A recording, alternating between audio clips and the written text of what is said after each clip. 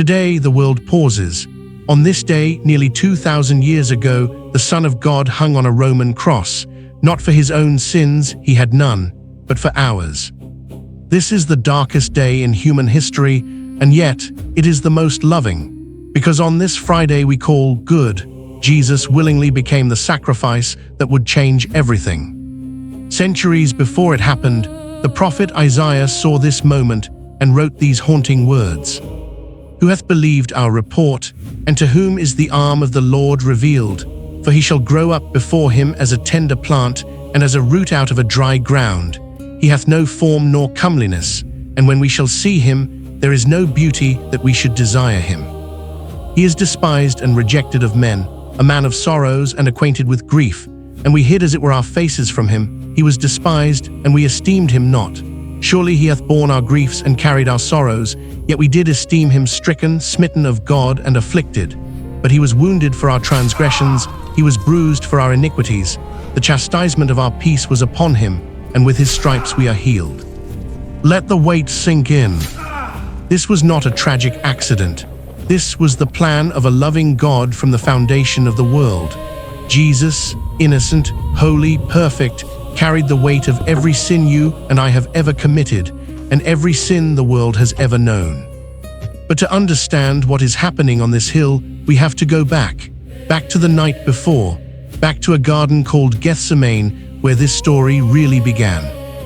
It is late Thursday night. Jesus has just shared his Last Supper with his 12 disciples. He has broken bread, poured wine, washed their feet with his own hands, and told them something they did not fully understand yet. One of you will betray me. The words had fallen heavy in that upper room. They had looked at each other. They had asked, "Is it I, Lord?" And then they had come here, to this garden, to pray. Luke records that in that garden, Jesus prayed with such intensity that his sweat fell like drops of blood. He asked his Father if there was any other way. "Father, if you are willing, take this cup from me." There was a pause in that prayer that cost more than we will ever know. Then came the second line. "Yet not my will, but yours be done." In that one sentence, the cross became inevitable. They came for him at midnight. Judas Iscariot, one of the 12, walked at the front. He had been paid 30 pieces of silver, the price of a slave, and his signal was a kiss. He walked up to Jesus, called him Rabbi, and kissed him on the cheek. Jesus looked at him and said, "Judas, are you betraying the Son of Man with a kiss?" Not with anger, not with horrors, with grief. The disciples scattered. Peter pulled a sword and cut off a servant's ear. Jesus healed the man, then turned and let the soldiers bind his hands. He went with them willingly. What followed next was 6 hours of trials, not justice, trials. He was taken first to Annas, the former high priest, then to Caiaphas, the current one. The religious council had already decided the verdict before they heard a single word. They needed a charge that would stick. They needed Rome to carry out the execution, because under Roman occupation, the Jewish authorities could not order a death. They needed a reason. Witness after witness came forward. Their testimonies contradicted each other. The trial was falling apart. Then Caiaphas stood up. "Are you the Messiah, the Son of the Blessed One?" The room went silent. Jesus said, "I am." That was the only sentence they needed. Caiaphas tore his robes. "Blasphemy," he shouted. "What do you think?" And they answered with one voice, "He is worthy of death." They spat on him, they blindfolded him and struck him with their fists, mocking him, "Prophesy, who hit you?" Outside in the courtyard, Peter was standing by a fire, trying to stay warm. 3 times someone recognized him.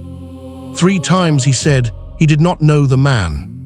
And the moment the third denial left his mouth, a rooster crowed. And Jesus turned and looked at him. Peter went out and wept bitterly. By morning, they had brought Jesus to Pontius Pilate, the Roman governor of Judea. Pilate was a pragmatic man. He did not care about Jewish theology, but he cared very much about keeping order. He examined Jesus, he found no basis for a charge. He tried 3 times to release him. He sent him to Herod Antipas, who sent him back. He offered to release one prisoner, as was the Passover custom, hoping the crowd would choose Jesus over a violent criminal named Barabbas. The crowd chose Barabbas. Pilate took water and washed his hands in front of them. "I am innocent of this man's blood," he said. "It is your responsibility." He then ordered Jesus to be flogged. A Roman flogging was not a symbolic punishment. It was a near-death experience on its own, a leather whip embedded with bone and metal fragments across the back, again and again. Then they dressed him in a purple robe, pressed a crown of thorns onto his head, put a staff in his hand, knelt before him in mockery. "Hail, King of the Jews!" They took the staff and hit him on the head with it, over and over. After the flogging, after the mocking, after the crown of thorns, Pilate brought him out and said to the crowd, "Behold the man! He was presenting a broken human being. Shall I crucify your king?" Hopping the sight would be enough. Hopping the crowd would have mercy. They had no mercy. "Crucify, crucify." And Pilate, afraid of a riot, afraid of a complaint to Caesar, handed him over to be crucified. They made him carry his own cross. The road from the Praetorium to Golgotha is roughly half a kilometer. For a man who had been awake all night, beaten, flogged, and denied food and water, it was a different kind of distance entirely. He fell under the weight. A man named Simon of Cyrene, in Jerusalem for the Passover from North Africa, was pulled from the crowd and made to carry the cross the rest of the way. A group of women followed, weeping aloud. Jesus stopped and turned to them. "Daughters of Jerusalem, do not weep for me. Weep for yourselves and for your children." Even then, even in that hour, he was thinking about someone else. They nailed him to the cross at 9 in the morning. Above his head, Pilate had ordered a sign to be written in 3 languages: Aramaic, Latin, and Greek. "Jesus of Nazareth, the King of the Jews." The chief priests objected. "Do not write King of the Jews. Write that he claimed to be King of the Jews." Pilate said, "What I have written, I have written." 2 criminals were crucified alongside him, one on either side. The soldiers divided his clothes between them, casting lots for his seamless garment, fulfilling a prophecy written 1,000 years earlier in Psalm 22. "They divide my clothes among them and cast lots for my garment." The crowd stood and watched. Some insulted him, shaking their heads. "You who are going to destroy the temple and build it in 3 days, save yourself. Come down from the cross." The religious leaders mocked him. He saved others, but he cannot save himself. One of the criminals crucified with him joined in. "Are you not the Messiah? Save yourself and us." But the other criminal turned and said, "Do you not fear God? We are punished justly, for we are getting what our deeds deserve. But this man has done nothing wrong." Then he turned toward Jesus. "Jesus, remember me when you come into your kingdom." Jesus said, "Truly I tell you, today you will be with me in paradise." A dying man making a promise to a thief. That is who he was, even at the end. Not everyone ran, not everyone mocked. Near the cross stood his mother, Mary. She had carried him as an infant. She had raised him. She had followed him through 3 years of ministry, watched the crowds, heard the rumors, felt the growing danger. And now she was here. There are no words for what a mother feels watching her child die. The scripture does not try to describe it. It simply records that she was there. Jesus looked down and saw his mother. He saw John standing beside her. He said to his mother, "Woman, here is your son." And to John, "Here is your mother." Even on the cross, arranging care for the woman who bore him. At noon, darkness fell over the whole land. It lasted 3 hours. 3 hours of darkness in the middle of the day over Jerusalem. The gospel writers do not explain it. They simply record it, as if the creation itself was responding to what was being done to its creator. At 3 in the afternoon, Jesus cried out in a loud voice, "Eloi, Eloi, lama sabachthani." My God, why have you forsaken me?" Those are the most searingly human words in the entire Bible. Not calm, not composed, a cry of desolation so deep that he quoted Psalm 22, the ancient lament of a man abandoned. Theologians have written volumes trying to explain what happened in that moment, what it means that the Son of God cried out feeling forsaken. We will not pretend to fully explain it here. What we can say is this: he did not come down, he stayed. Someone ran and soaked a sponge in wine vinegar and lifted it to his mouth. Then Jesus said, "It is finished." He bowed his head, and he breathed his last. At that moment, the curtain of the temple was torn in two, from top to bottom. The earth shook, the rocks split, the tombs broke open. Matthew records that people who had died were seen in the city.